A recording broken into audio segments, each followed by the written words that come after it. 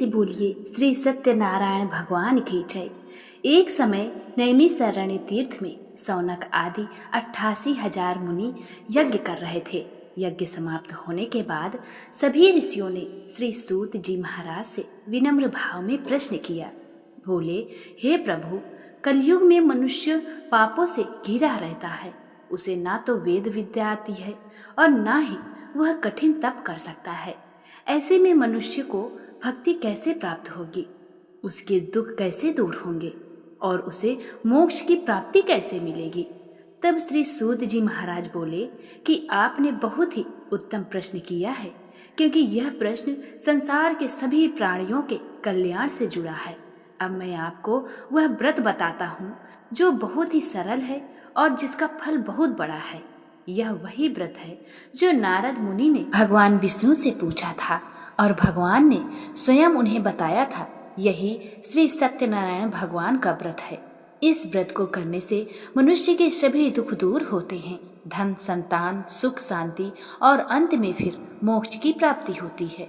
एक समय नारद मुनि लोकों में भ्रमण करते हुए मृत्युलोक में आए। वहां उन्होंने देखा कि मनुष्य अपने कर्मों के कारण बहुत दुखी है। कोई निर्धन है, कोई रोगी है, कोई संतानहीन है तो कोई बहुत दुखी है।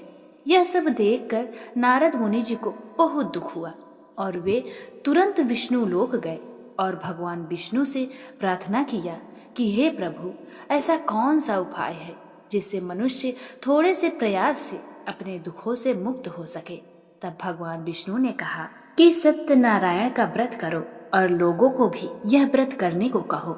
यह व्रत करने से मनुष्य के सभी दुख दूर हो जाते हैं और उसे सुख, समृद्धि और मोक्ष की प्राप्ति होती है। पहली कथा सुनाता हूँ। एक निर्धन ब्राह्मण की। काशी नगरी में एक बहुत गरीब ब्राह्मण रहता था। वह रोज भिक्षा मांगकर अपना जीवन चलाता था और बहुत दुखी रहता था। एक दिन भगवान सत्यनारायण ने वृद्ध ब्राह्मण का रूप धारण किया और उसके पास जाकर पूछा कि तुम इतने दुखी क्यों? तब ब्राह्मण ने अपनी गरीबी का दुख बताया। तब वृद्ध ब्राह्मण ने उसे सत्यनारायण भगवान का व्रत करने को कहा और व्रत की विधि बताकर वहां से वो अंतर्ध्यान हो गए। ब्राह्मण ने अगले दिन व्रत करने का संकल्प किया और भिक्षा मांगने गया। उस दिन उसे बहुत धन मिला और उसने विधि पूर्वक सत्यनारायण भगवान का व्रत किया। व्रत के प्रभाव से वह ब्राह्मण धीरे धीरे धनवान हो गया और जीवन भर हर महीने यह व्रत करता रहा। अंत में वह स्वर्गलोक को गया। अब इस पर दूसरी कथा आती है। एक लकड़हारे की। एक दिन एक लकड़हारा लकड़ी बेचने जा रहा था। रास्ते में उसने देखा कि एक ब्राह्मण सत्यनारायण भगवान का व्रत कर रहा है। उसने पूछा कि यह क्या है और इसका फल क्या है। ब्राह्मण ने उसे व्रत का महत्व बतलाया। लकड़हारे ने मन में संकल्प किया कि आज लकड़ी बेचकर जो भी पैसा मिलेगा मुझे, उससे यह व्रत जरूर करूंगा। उस दिन उसकी लकड़ियां बहुत अच्छे दाम में बिकी। वह फल, दूध, घी, शक्कर आदि लेकर आया और परिवार सहित व्रत किया। व्रत के प्रभाव से वह भी धीरे धीरे धनवान होने लगा और सुखपूर्वक जीवन बिताया। तीसरी कथा उल्का मुख की है। एक समय उल्का मुख नाम का एक राजा था। वह बहुत धर्मात्मा और सत्यवादी था। एक दिन वह अपनी पत्नी के साथ नदी के किनारे सत्यनारायण भगवान का व्रत कर रहा था। उसी समय एक व्यापारी वहां आया और उसने व्रत के बारे में पूछा। राजा ने उसे व्रत की सारी महिमा बताई।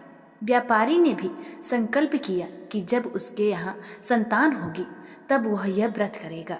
कुछ समय बाद व्यापारी के घर एक सुंदर कन्या का जन्म हुआ, जिसका नाम कलावती रखा गया। जब कलावती बड़ी हुई तो व्यापारी ने उसका विवाह कर दिया, लेकिन व्रत करना भूल गया।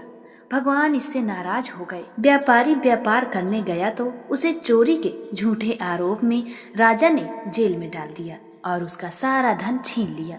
उधर उसकी पत्नी और बेटी बहुत दुखी रहने लगी। एक दिन कलावती ने एक घर में सत्यनारायण भगवान का व्रत होते हुए देखा और कथा सुनी। उसने घर आकर अपनी माँ को बताया। उसकी माँ ने व्रत किया और भगवान से प्रार्थना किया। भगवान प्रसन्न हुए और राजा को स्वप्न में आदेश दिया कि वह व्यापारी और उसके दामाद को छोड़ दो। राजा ने उन्हें छोड़ दिया और उसका धन भी लौटा दिया।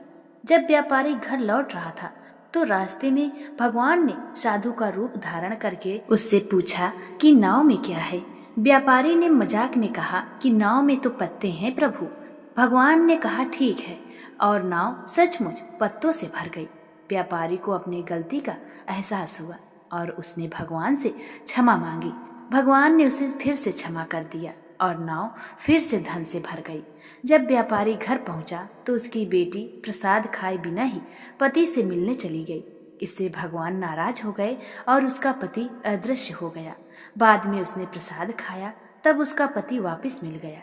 इसके बाद पूरे परिवार ने सत्यनारायण भगवान की विधि विधान से व्रत किया और सुखपूर्वक जीवन बिताने लगे। अब सुनिए चौथी कथा। एक समय दुंगध्वज नाम का एक प्रतापी और ऐश्वर्यवान राजा था।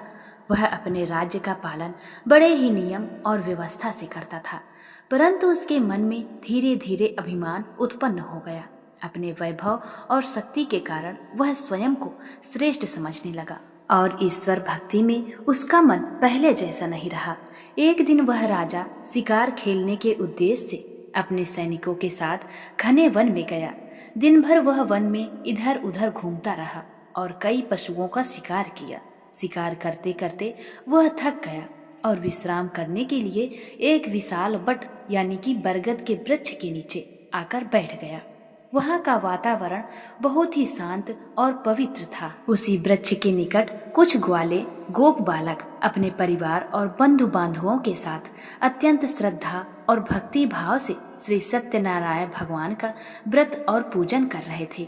वे सभी ग्वाले सादगीपूर्ण जीवन जीने वाले थे, परंतु उनके हृदय में भगवान के प्रति अटूट श्रद्धा और विश्वास था। वे विधि विधान से पूजा कर रहे थे, कथा सुन रहे थे, भजन गा रहे थे और अत्यंत आनंदित होकर भगवान का स्मरण भी कर रहे थे। उनके चेहरों पर भक्ति का तेज स्पष्ट दिखाई दे रहा था। राजा दुंगध्वज ने यह सब देखा, परंतु उसके मन में अहंकार इतना अधिक था कि उसने उन ग्वालों की भक्ति को कोई महत्व नहीं दिया। उसने यह भी उचित नहीं समझा कि वह वहां जाकर भगवान का प्रसाद ग्रहण करे या पूजन में सम्मिलित हो। वह दूर बैठा सब देखता रहा, लेकिन उसके मन में ना तो श्रद्धा जागी और ना ही विनम्रता। कुछ समय बाद जब ग्वालों ने पूजा पूर्ण की तो उन्होंने भगवान का प्रसाद सभी को वितरित करना प्रारंभ किया। भक्ति भाव से उन्होंने राजा तुंगध्वज के पास भी प्रसाद भेजा। यह उनके स्नेह और समानता का प्रतीक था कि उन्होंने एक राजा और साधारण व्यक्ति में कोई भेदभाव नहीं किया। लेकिन राजा ने उस प्रसाद को तुच्छ समझकर ग्रहण नहीं किया। उसने अहंकारवश उस प्रसाद का अपमान किया और बिना कुछ कहे वहां से उठकर अपनी राजधानी लौट गया। भगवान के प्रसाद का यह अनादर करना बहुत बड़ा अपराध था। राजधानी पहुंचते ही राजा ने देखा कि उसके जीवन में सब कुछ बदल चुका है। उसका विशाल राज्य, धन धान्य, वैभव सब कुछ नष्ट हो चुका था। महल उजड़ चुके थे, खजाने खाली हो चुके थे और उसके परिवार में भी दुख और कष्ट छा गया था। जो राजा कभी अत्यंत सुखी और समृद्ध था, वह अब दुख और संकट में घिर गया। यह सब देखकर राजा को गहरा आघात लगा। वह समझ नहीं पा रहा था कि अचानक यह सब कैसे हो गया। कुछ समय बाद जब उसने शांत मन में विचार किया तो उसे अपने उस व्यवहार की याद आई जब उसने ग्वालों के द्वारा दिए गए भगवान के प्रसाद का अपमान किया था।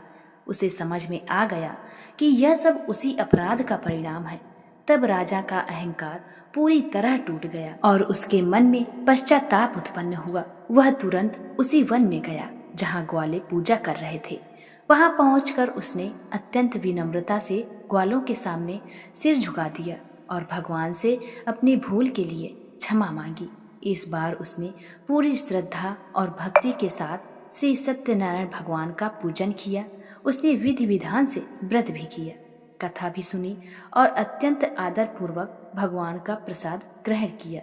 उसके मन में अब कोई अहंकार नहीं था, केवल भक्ति और समर्पण था। भगवान सत्यनारायण उसकी सच्ची भक्ति और पश्चाताप से प्रसन्न हो गए। उनकी कृपा से धीरे धीरे राजा का सब कुछ पहले जैसा हो गया। उसका राज्य, धन, वैभव और सुख पुनः लौट आया। अब राजा दुंगध्वज पहले जैसा अहंकारी नहीं रहा, बल्कि वह विनम्र और धर्मपरायण बन गया। उसने अपने जीवन में यह सीख ली कि भगवान के प्रसाद और भक्ति का कभी भी अपमान नहीं करना चाहिए।